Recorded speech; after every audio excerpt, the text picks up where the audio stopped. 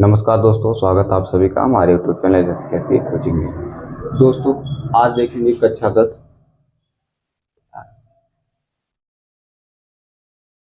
नमस्कार दोस्तों, स्वागत आप सभी का हमारे यूट्यूब चैनल एसकेपी कोचिंग में। दोस्तों, आज यहाँ पर देखेंगे कक्षा 10 रसायन विज्ञान पार्ट 11।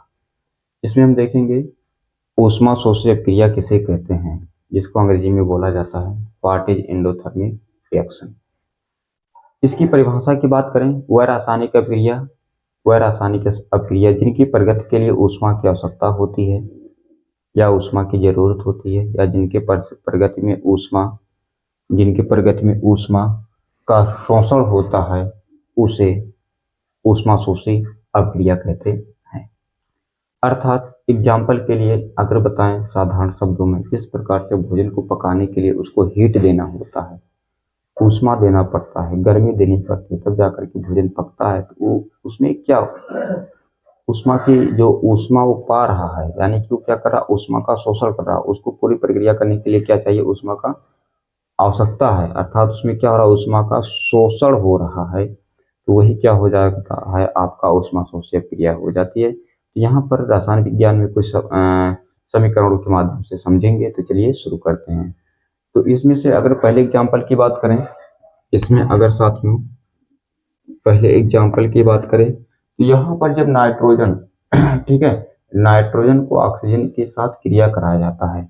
यहाँ पर नाइट्रोजन गैस ही होता है। ये आपका क्या है दोस्तों, N2। नाइट्रोजन किस रूप में रहता है, ये गैस के रूप में रहता है। नाइट्रोजन गैस होता है और ऑक्सीजन ऑक्सीजन भी गैस ही होता है। क्या होता है, ऑक्सीजन भी क्या होता है, गैस। ये आपका है नाइट्रोजन और ये है आपका ऑक्सीजन। अब इसका नाम क्या लिखिए, इतना तो आप लोग जानते ही होंगे।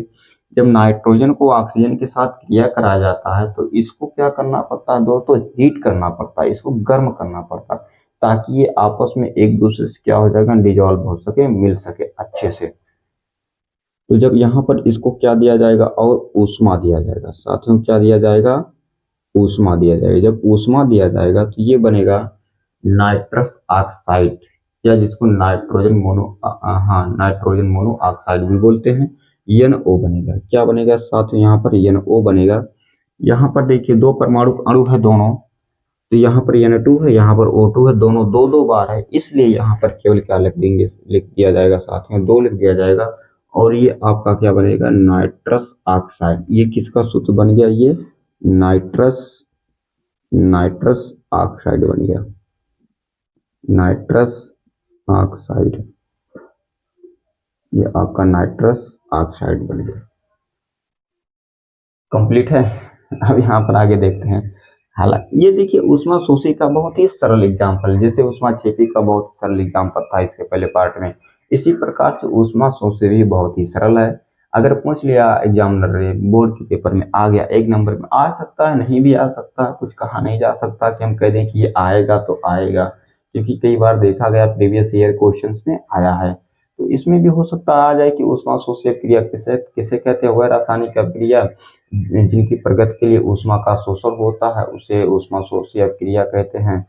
ठीक है, तो इसमें दिखा सकते हैं आप, अगर एग्जाम्पल पूछ लिया तो एग्जाम्पल दिखा सकते हैं कि जब नाइट्रोजन का ऑक्सीजन के साथ क्रिया कराया जाता है, लेकिन उसमें उसको क्या चाहिए, ऊष्मा चाहिए, ऊष्मा देना पड़ेगा, तब वो आपस में क्या बनेंगे, मिलकर बनेंगे नाइट्रोजन ऑक्साइड, जिसको बोला जाता है नाइट्रस ऑक्साइड, या फिर नाइट्रोजन मोनो ऑक्साइड भी बोल सकते हैं आप लोग। इसी प्रकार से है आपका H2, यानी कि हाइड्रोजन को जब आयोडीन के साथ मिक्स किया जाता है, आयोडीन। अब अगर बात करें इसी प्रकार से हाइड्रोजन गैस को साथियों, जब I2 I2 आयोडीन के साथ मिक्स किया जाता है, किसके साथ मिक्स किया जाता है, आयोडीन के साथ मिक्स किया जाता है, आयोडीन गैस के साथ मिक्स किया जाता है। तो ये आपका मिक्स करने के लिए, इनको मिलाने के लिए, अभिक्रिया कराने के लिए किसकी आवश्यकता होगी, ऊष्मा की आवश्यकता होगी।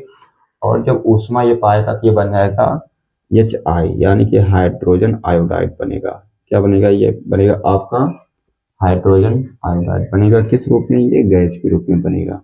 अब इसके अलावा अगर और बात करें इसी प्रकार से, जब मर्क्यूरिक ऑक्साइड, मर्क्यूरिक ऑक्साइड, अब देखिए मर्क्यूरिक ऑक्साइड में यहाँ पर है मर्क्यूरिक ऑक्साइड, मर्क्यूरिक ऑक्साइड। तीसरे एग्जाम्पल की बात करें साथियों तो यहाँ पर है मर्क्यूरी यानी कि मरकरी ऑक्साइड HgO। आपका HgO क्या रहेगा, अगर यहाँ पर ये सॉलिड रूप में है तो इसको क्या दिया जाए, ऊष्मा दिया जाए। क्या दिया जाए, ऊष्मा दिया जाए। तो जब मर्क्यूरी ऑक्साइड, ठीक है, मर्क्यूरस ऑक्साइड, मर्क्यूरिक ऑक्साइड, ये मर्क्यूरस ऑक्साइड है, इसको जब गर्म किया जाएगा, हीट किया जाएगा, ऊष्मा दिया जाएगा तो ये टूट जाता, आपस में टूट जाएगा। किस में टूटेगा साथ में, ये आपका टूटेगा H2 में टूटेगा। किसमें टूटेगा साथियों, H2 में, सॉरी H2 कह रहे हैं, आपका ये Hg में टूटेगा। ये आपका Hg, गलती हो गई, सॉरी उसके लिए, Hg में टूटेगा। और Hg आपका क्या होता है, आपका मरकरी क्या होता है, आपका ये लिक्विड होता है। मरकरी आपका कैसा होता है, लिक्विड फॉर्म में पाया जाता है।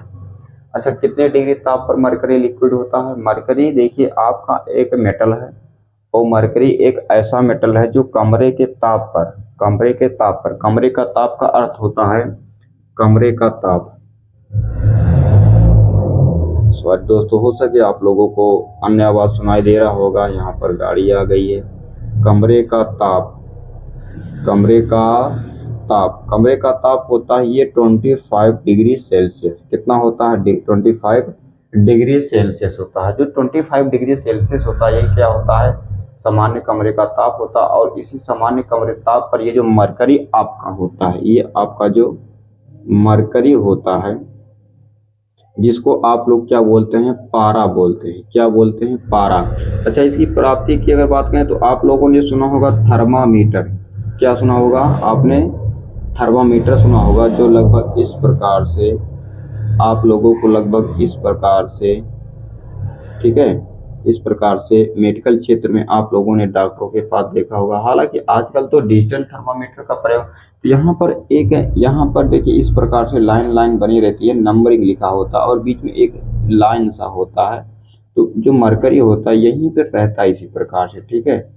यहाँ नीचे अंदर इधर होता है, इधर मरकरी होता है, इधर मरकरी रहता है। और जब इसको कहते हैं कि इसको जब चेक करते हैं, मुख में रखने के लिए कहते हैं, या फिर कांख के नीचे रखने के लिए कहते हैं, ये मुख में ज़्यादा रखवाते थे। तो यहाँ पर ये क्या होता है, ये जब अंदर से बुखार रहता था, हीट पाता था, तो ये जो मरकरी होता था ये क्या होता था, ये ऊपर की तरफ चढ़ता चला जाता था, ऊपर की तरफ चढ़ता चला जाता था। और जितने ये नंबर पे जाता था तो कहते थे इतना डिग्री क्या है, आपको बुखार है। आए बात समझ साथियों। तो ये जो मरकरी आपका है, ये मरकरी 25 डिग्री ताप पर क्या होता है, सॉलिड होता है। ये मरकरी आपका 25 डिग्री ताप पर सॉलिड होता है। और इसके अलावा अब क्या नहीं, 25 डिग्री ताप पर क्या होता है, लिक्विड होता है, द्रव के रूप में होता है। और मरकरी बहुत ही घातक होता है, कभी मरकरी से छेड़छाड़ ना कीजिएगा, नहीं तो जानलेवा भी हो सकता है। अब इसके बाद यहाँ पर जब मर्क्यूरिक ऑक्साइड को, मर्क्यूरस ऑक्साइड को गर्म किया गया, ऊष्मा दिया गया, तो ये मरकरी अलग हो गया। और इसके अलावा क्या अलग होगा साथियों, आपका ऑक्सीजन गैस अलग होगा। क्या होगा, आपका ऑक्सीजन गैस यहाँ पर भी अलग होगा। तो ये आपका है ऑक्सीजन है, ये आपका ऑक्सीजन है, यहाँ पर यह आपका ऑक्सीजन है। अब ये मरकरी यहाँ पर किस रूप में है, यहाँ पर ये मरकरी द्रव रूप में है, और यहाँ पर ऑक्सीजन आपका किस रूप में, जी अर्थात ये गैस के रूप में है। इस प्रकार से आप पेपर में भी दिखा सकते हैं। तो वीडियो कैसा लगा ये कमेंट बॉक्स में जरूर बताएं। और साथियों,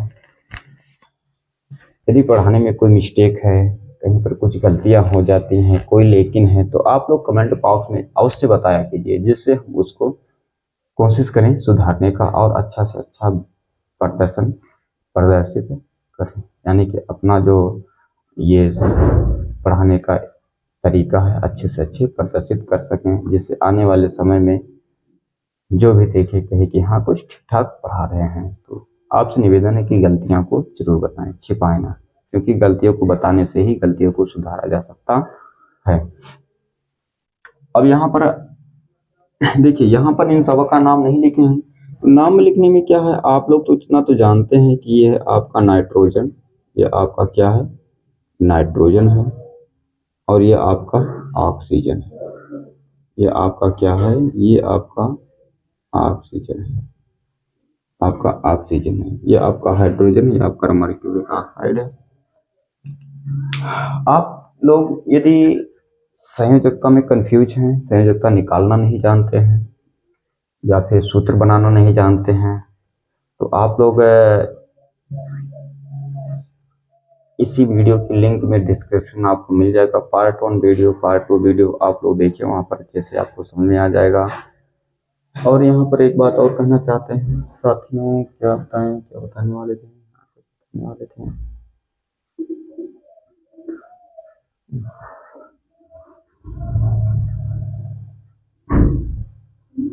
कुछ बताने वाले थे, पता नहीं क्या बताने वाले थे, हम भूल गए। इस प्रकार से आपका ऊष्माशोषी एक जो थर्मिक रिएक्शन आपका कंप्लीट होता है, वह रासायनिक क्रिया जिनकी प्रगति में कुछ ऊष्मा का शोषण होता है, उसे ऊष्माशोषी अभिक्रिया कहते हैं, या वह ऊष्माशोषी अभिक्रिया कहलाती है, उसे ऊष्माशोषी अभिक्रिया कहलाती है। ये सेंटेंस जो है, ये वाक्य है, ये गलत बैठ रहा, कहते हैं इसमें, या फिर वह, यहाँ पर लिख दें वह, ये देखिए कमी हो रही थी, वह ऊष्माशोषी अभिक्रिया कहलाती है। नाइट्रोजन गैस को ऑक्सीजन की गैस के साथ अभिक्रिया कराने के लिए क्या करना पड़ता है, हमको ऊष्मा देना पड़ता है, और क्या बनता है, नाइट्रस ऑक्साइड बनता है। इसी प्रकार से हाइड्रोजन गैस को आयोडीन गैस के साथ अभिक्रिया कराने के लिए ऊष्मा देना पड़ता है, और यहाँ पर आपका बनता है हाइड्रोजन आयोडाइड बनता है। और यहाँ पर मरकरी और ऑक्साइड यानी कि मर्क्यूरस ऑक्साइड को ऊष्मा दिया जाता है, तो ये टूट जाता है और बनता है मरकरी और ऑक्सीजन बनता है। यहाँ पर देखिए दो एलिमेंट आपस में जुड़ करके, यानी कि यहाँ पर ए व बी, इसको ए मान ले, इसको बी मान ले, ए और बी आपस में जुड़ करके मान लेते हैं कि ए बी बन रहा है, यानी कि दो तत्व तो आपस में मिल करके जुड़ रहा है। तो इस प्रकार से आपका संयोजन क्रिया भी हो गया।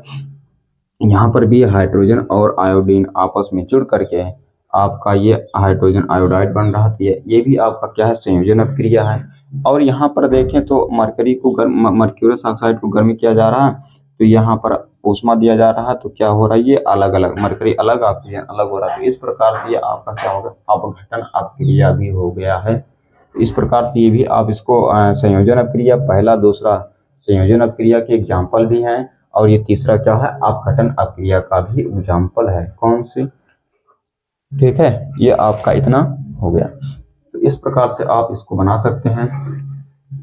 तो चैनल पे आप लोग दोस्तों नए हैं तो चैनल को सब्सक्राइब जरूर करें, और ज़्यादा से ज़्यादा वीडियो को शेयर किया कीजिए, ताकि आपके दोस्तों को भी इसकी जानकारी मिल सके।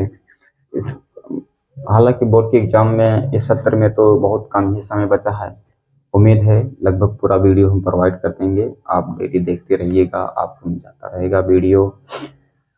और फिजिक्स का भी वीडियो आने वाला है, हो सके 1 तारीख से फिजिक्स का भी वीडियो आप लोगों को हम 1 महीने के अंदर पूरा अवेलेबल करवा देंगे, ताकि एग्जाम के पहले आप लोग पा सकते हैं। विज्ञान का भी वीडियो आप लोगों को अवेलेबल होने की संभावना बनी है, तो इसलिए आप लोग हमारे चैनल से जुड़े रहिए और लगातार वीडियो को देखते रहिए, और अपने दोस्तों से भी बताइए। मिलते हैं नेक्स्ट वीडियो में, तब तक के लिए नमस्कार।